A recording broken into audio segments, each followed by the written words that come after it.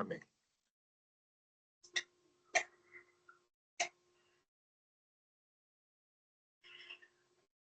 Dios les bendiga. Somos del grupo número 8, integrados por el pastor Wilmer Vila, nuestro hermano Juvenal Tapia, nuestra hermana Ruth Mesa, nuestra hermana Gladys Malki y nuestro hermano pastor Jimmy Paredes.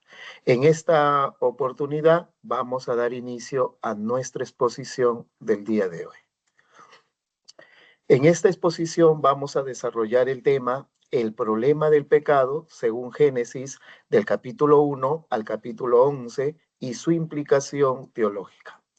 La pregunta central es, ¿cómo muestra Génesis del 1 al 11 que el ser humano necesita redención? Para responder esta pregunta, vamos a aplicar 3 aspectos importantes. 1, el diseño original de Dios, según Génesis, del capítulo 1 al capítulo 2. 2, la entrada y expansión del pecado, según Génesis, del capítulo 3 al capítulo 11. Y por último, consecuencias y la necesidad de redención, según Génesis 3, verso 15.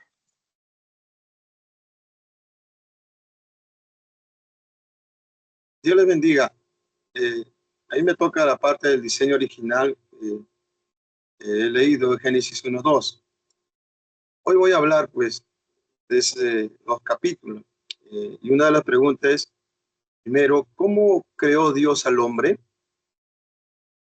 Dios creó al hombre de una manera especial. No solo habló con el resto de la creación, sino lo formó del polvo de la tierra y le dio vida al soplar en él su aliento. Así el hombre llegó a ser un ser vivo.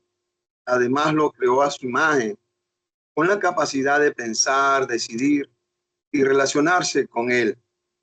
Eso lo vemos en Génesis 1:26-27 y Génesis 2:7. Ahora, ¿cuál es su propósito? El propósito del hombre era vivir en comunión con Dios, obedecerle y cuidar todo lo que en él había creado. Dios lo puso en el jardín del Edén para trabajar y administrar la tierra, y también le dio la responsabilidad de multiplicarse y llenar la tierra. Esto lo encontramos en Génesis 1:28 y Génesis 2:15. Para terminar, podemos decir que Dios nos creó con un propósito, vivir cerca de Él, obedecerle y cuidar de su creación. Amén. Que Dios le bendiga.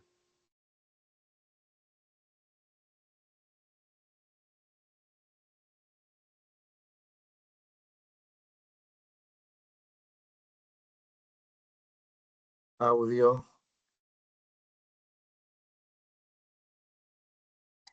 Vamos a ver la entrada y expansión del pecado. Esto lo vamos a ver en el capítulo 3 del libro de Génesis. ¿Cómo entra, no? En primera instancia, ¿no? Entra como una conversación sencilla, ¿no? Que pareciera que no, entre la serpiente y la mujer. Pues ahí vemos la inocencia de Eva, no hay tanta maldad en el corazón, pero sí es provocada por una duda, ¿no? Y ella llega a la desobediencia, ¿no? Y come del fruto del cual Dios le había dicho que no comiera. Mientras que en el capítulo 4 vemos cómo avanza ya en el corazón del hombre el mal, porque vemos ya en el capítulo 4, verso 5, donde habla, ¿no? De un ensañamiento que tiene Caín por su hermano al no ser aceptada su ofrenda, ¿no? Es el ensañamiento, es algo, hacer un gran daño a una persona que está indefensa, ¿no? Que no conoce, y eso es lo que hizo Caín, ¿no? Llevar con engaño a su hermano y matarle. Mientras ya que en el Génesis capítulo 6 vemos el pecado ya un poco más agrandado, ¿no? Porque ya el corazón del hombre se hizo tan rebelde, ¿no? Contra el mandato de Dios, y entonces ellos hacen cosas ya desagradables delante de Dios, ¿no? Y eso provoca pues para que el Señor envíe el diluvio pues, y termine con la humanidad de ese entonces, ¿no? En el capítulo 11 ya vemos después donde ya empieza nuevamente a formarse la humanidad, que el pueblo también se sigue en su rebeldía, ¿no? Con más orgullo, buscando nombre, dejando de lado a Dios, ¿no? Y queriendo ellos llevarse la gloria, y entonces empiezan a construir una torre, ¿no? Con el cual buscaban ellos ganarse ese nombre, ¿no? Y decir que sí son ellos, que fue la fuerza y no de Dios, ¿no? Entonces, el corazón del hombre, pues tiene ese apego a esa rebeldía, ¿no?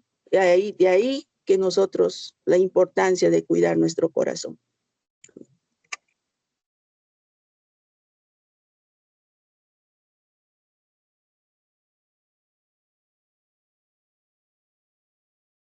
Dentro de las consecuencias y necesidades de redención, las consecuencias por el pecado, según Génesis 3:16, vemos una separación de Dios, donde hay una ruptura de la armonía original, donde Génesis 4 de 12, capítulo 11 al 12, lo escribe que del polvo eres y al polvo volverás. Génesis 6:13 encontramos donde se genera una depravación moral en el hombre, donde hay una absoluta, total de la humanidad. Génesis 11, versos 7 al 8, describimos como el anterior, donde el Señor da una intervención divina. Descendamos y confundamos, dice el Señor, dando al juicio divino de parte del Señor.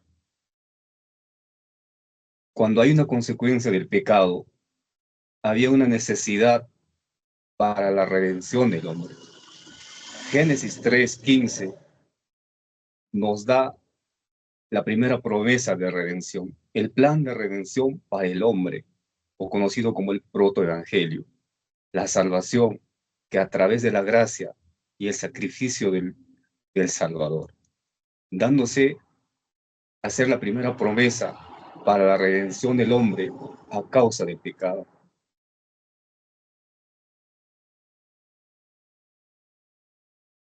En conclusión de toda la exposición, les quiero hablar de Génesis capítulo 1, versículo 11. Nos enseña que Dios creó al hombre perfecto. En Génesis 1, del 1 al 11, nos enseña todo ello, cómo es Dios tan amoroso con nosotros, que nos crea a su imagen y semejanza. Pero en Génesis del 1 al 27, Dios creó al hombre, ¿no? Imagen y semejanza. Pero también el pecado entró por la desobediencia. En Génesis capítulo 1, 27, Dios creó al hombre a su imagen y semejanza. En Génesis 3:6, el hombre desobedece a Dios y el pecado entra en el mundo. Y también trajo separación de Dios. En Génesis 3:19 nos habla que el pecado trae muerte y separación de Dios, pero el pecado se extiende en toda la humanidad. En Génesis 6:5 nos habla de la maldad del ser humano que se vuelve continua, pero también Dios en su infinito amor prometió un Salvador desde el principio. En Génesis 3:15, Dios promete un Salvador que vencerá el pecado. Esto nos muestra que solo Dios puede redimir al ser humano, en la cual nos muestra claramente que el ser humano necesita redención. ¿Por qué? Fue creado perfecto, pero cayó en desobediencia. El pecado se ha extendido en toda la humanidad y sus consecuencias afectaron toda la vida. Por eso, en el Pentateuco continúa con el llamado de Abraham, donde Dios comienza a desarrollar su plan de redención. Finalmente podemos ver que la gravedad del pecado revela la necesidad de un Salvador. Amén. Muchas gracias. Que Dios le bendiga. Amén. Gracias a todos también. Esto ha sido nuestra exposición.